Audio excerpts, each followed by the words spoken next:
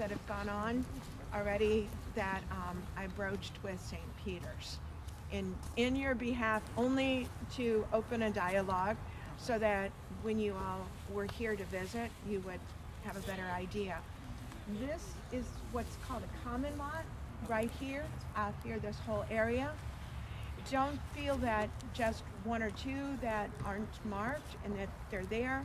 There are hundreds of graves here. There are some 2 deep and some 3 deep. So it's not a matter of just a few and we just don't know exactly where. It's impossible to know. And this cemetery started, what, 1856? And at that point, it was just considered a method for anyone that wanted to be buried. I know the grave cost $3.50. Oh wow! Okay. But at that time, that even is And that was right? supposedly paid for by James Yeatman and the Western Sanitary Commission. That's what William Elliott says in his book. So that is the final resting place. It's nice to have a better location than somewhere out there. Right. And of course, you know, Archie has such an important story that I asked them to think about what might be possible if we all wanted a monument. And he shared a bit of that with me, but I'm going to ask Rick to talk more about that because I know he knows exactly where. This is important.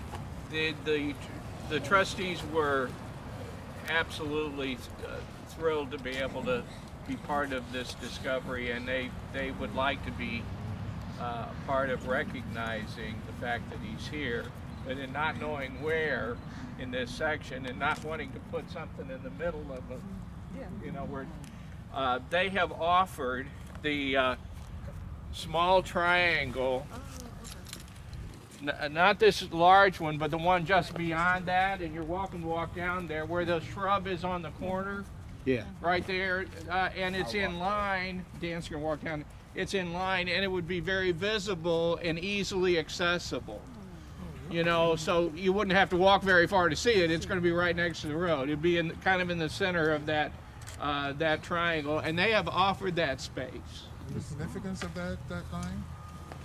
Well, it's if the family and others want to have some sort of a memorial, want to have some sort of a marker recognizing the fact that he's here in this cemetery, and in the, we can say even in the common graves. Yeah. But it would be in line. It would be kind of where Dan is, and it'd be in line with the common graves, but it wouldn't actually be on it. And since we can't possibly know exactly where he is, that would be a place of prominence that a lot of people are going to be driving by as they enter the cemetery. And as you can see, this is a very active place, especially today with 6 burials.